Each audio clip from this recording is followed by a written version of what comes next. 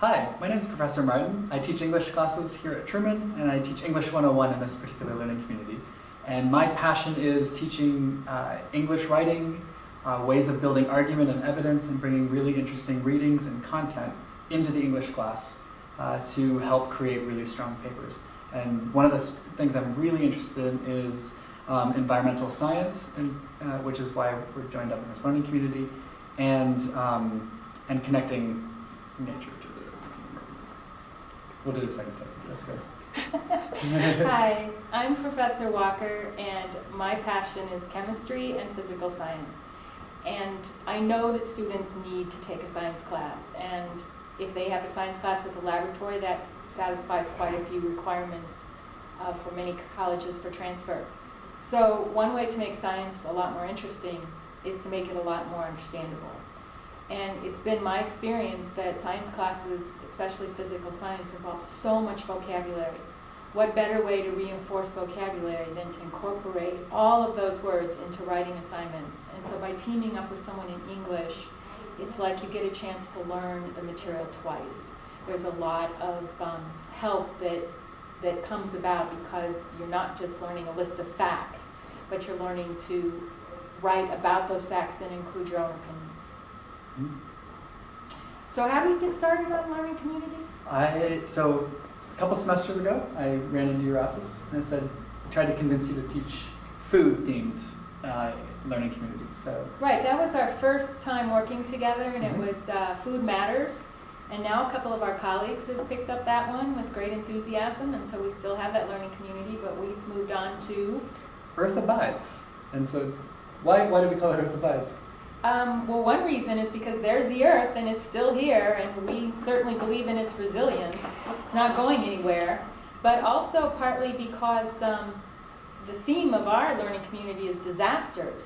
And to emphasize that, we have a few movies. Deep Impact, and that's when meteors hit the Earth. Core, that's when the middle of the Earth stops working somehow. Armageddon, that's another something's going to hit us. Flood, volcanoes, earthquakes. We study all of those in earth science, but we don't quite study them usually we don't quite study them from this dramatic angle of disaster. But by adding the disaster component to it, I think students become a lot more engaged in the course. They find the material a lot more interesting. And which disaster did you focus on? So this has worked really well in the English because rather than just talking about the disasters from the science angle, there's all of these human and social and cultural impacts that happen from a disaster. So we spent the first 4 weeks getting into this course talking about Hurricane Katrina. So in the science class, students learned about the science of the hurricane, of the storm itself. But then what we did in our class was talk about all of the social impacts, and that came about beforehand and also after in the recovery or lack thereof, and the way that race and the way that class impact the way that people were granted access to methods of recovery. And there's such a contrast there when you think about it. I mean, science is all about facts and about reasoning and about rational thought and knowing, what happens, when it happens, how it happens, mechanisms. But we do not and cannot introduce into a science class a lot of the subjective point of view. And yet students become very curious about those points of views as they're learning the facts. So you talked about an earthquake, and you say, yeah, X number of people died, and it was this on the Richter scale, and this particular fault moved so many inches, and this caused these consequences. But what about the people? And that's where having some opportunity to discuss that and decompress is important. I remember a lot of my students in my class would just get into a position where they did their laboratory, they were absorbing a lot of information, then they'd go to your class and get a chance to kind of work it out, right? Yeah, and talk it through. And that has worked really well I framed it to my students as science as a particular way of seeing the world, of describing the world, of knowing the world. And another way is to listen to people's stories that they tell from these experiences. And that's another way of learning about an event and the truth of it. And so Hurricane Katrina was our introduction to the course. We read a novel called The Age of Miracles halfway through as our midterm. It's a page-turning novel that's about to be made into a film. And we finished with climate change because it works really well, because it's an extremely important topic that a lot of people are talking about from all different sides of the political spectrum.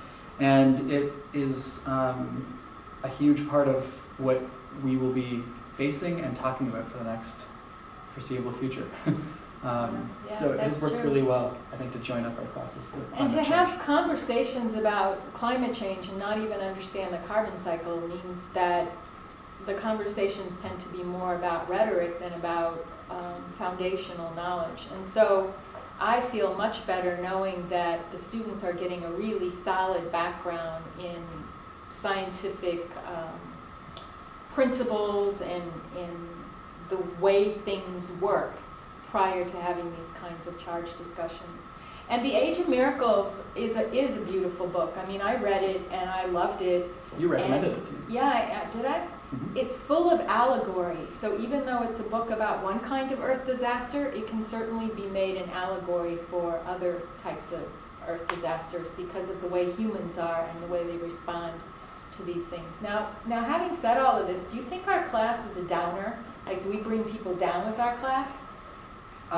There are moments when it gets a little bit heavy, but this is the benefit of it being a learning community. We talk through these really heavy issues, and we've ended a couple of different classes by saying, okay, now what? What are some of the hopeful possibilities in all of this? And didn't we have a couple of really great moments, like, do you remember watching the moonrise at the beach? Mm-hmm.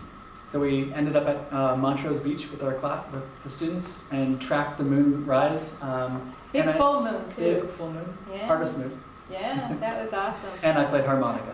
That was great. That was a really big moment. And then you did another activity with the students.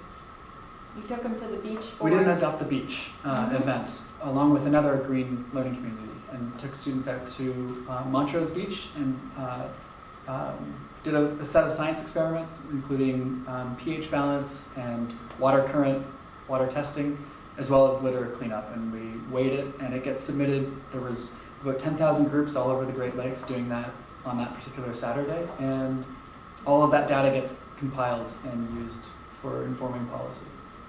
Yeah, and we learned about minerals and rocks, and they were able to go downtown and look at those buildings in the loop and actually recognize that the granite in some of the buildings was a special kind of granite, pink granite, and they were able to build models from clay of different faults and structures in the earth, and they made all kinds of measurements and learned how to use some different scientific instruments, had a much better understanding of weather. I remember they kept cloud journals, and I remember students coming in and saying, "Did you see those clouds? Those clouds were amazing."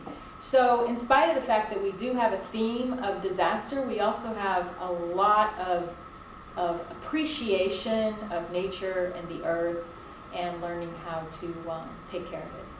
So I think to sum it all up, you by taking this class, you get your English 101 credit, which you need. You get a science credit with a lab, which you need. And you get both of them together with two instructors who have taught together now for 3 semesters, who are excited to teach together, who have content and assignments that connect. And you get to meet a group of students through both classes and start establishing friendships here at Truman. And a lot of the students like that the best. They like that they got to see the same people in both classes and form stronger bonds as a result of it. So So that's learning and that's community. please join us in January.